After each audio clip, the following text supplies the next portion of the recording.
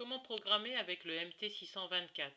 Petit boîtier électronique qui permet de faire des codes, des points spécifiques que l'on peut programmer. Donc cela va avec la Singer double fonture 2141 ou la Singer MT624. Tout d'abord, on met le contact, ici. Ça veut dire le 1 que le premier rang est prêt à être tricoté. On veut programmer un motif personnel. Pour cela, on appuie sur P.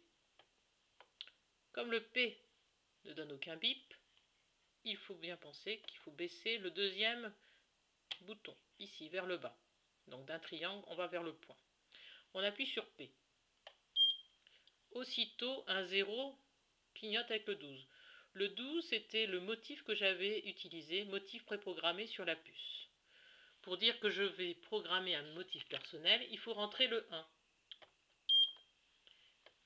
Et pour valider mon choix, j'appuie sur E pour entrer. Le 1 clignote avec le 0, ce qui veut dire que ça va être un motif personnel. J'appuie enfin sur P. Alors je vais programmer mon motif. Auparavant, il faut penser qu'il faut enlever le motif qui était précédent. Sinon, les cases seront déjà assurées, préprogrammées, et donc ça risque de mettre un petit peu le bazar. Donc on efface ce qui était programmé auparavant en appuyant sur le triangle qui est barré pour dire j'efface ce qui avait été programmé précédemment. Suite à cela, j'appuie sur P. En appuyant sur P, on voit qu'il y a un avec un trait horizontal. Ça veut dire je vais sélectionner ici le nombre de mailles dont j'ai besoin pour mon motif. Imaginons que j'en ai besoin de 5 mailles. J'appuie sur 5. Je valide en appuyant sur Entrée. Et donc, on voit que maintenant, le trait horizontal est 5. Il y a 5 mailles pour mon dessin. Je valide en appuyant sur P, Programmation. Le 1 clignote avec le trait en alternance avec le trait vertical. Je vais donc rentrer maintenant le nombre de rangs. Nombre de rangs de mon motif, 10. 1, 0. Je programme. Maintenant, on voit que le 1 clignote. Ça veut dire que mon premier rang doit être programmé. Le nombre de mon motif doit être programmé. Il attend donc cela.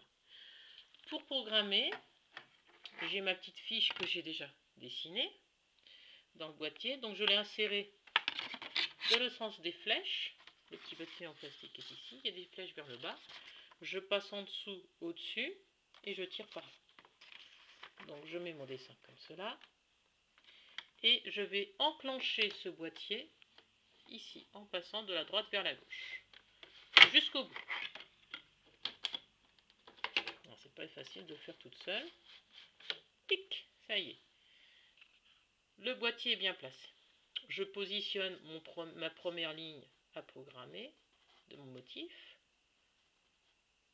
Là, j'ai le 1 qui est à droite pour dire que c'est ma première ligne.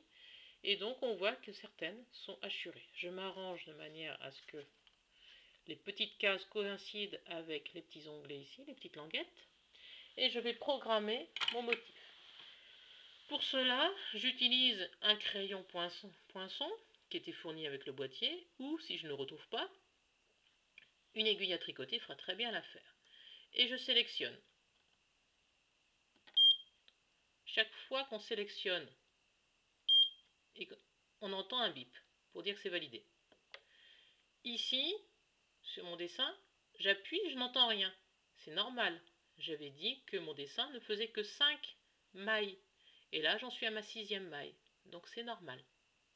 Ça veut dire qu'il y a une petite erreur dans la programmation si je voulais faire tout le schéma qui est sur la feuille.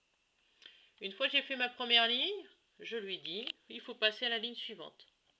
Donc je clique, j'appuie sur +1.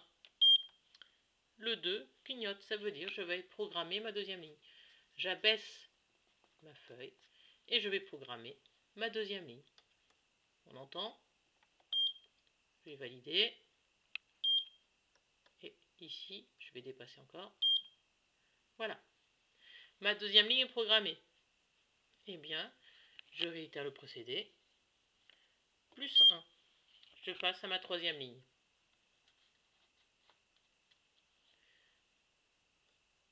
Je sélectionne.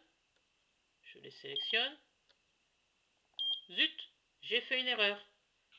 Si j'ai fait une erreur, je dis que ce n'est pas bon ce que j'ai programmé. J'efface toute ma ligne ici. Et je reprogramme ma troisième ligne correctement. Etc. etc. Je monte, je programme toutes mes lignes ainsi.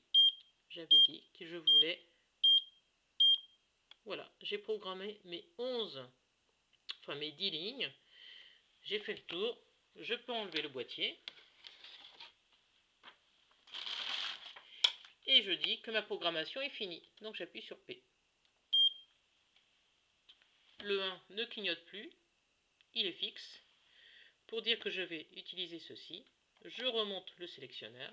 Et maintenant, mon boîtier est programmé. Il me reste à bien indiquer où se trouvent les clapets pour donner la distance, pour donner la position de notre motif sur notre tricot.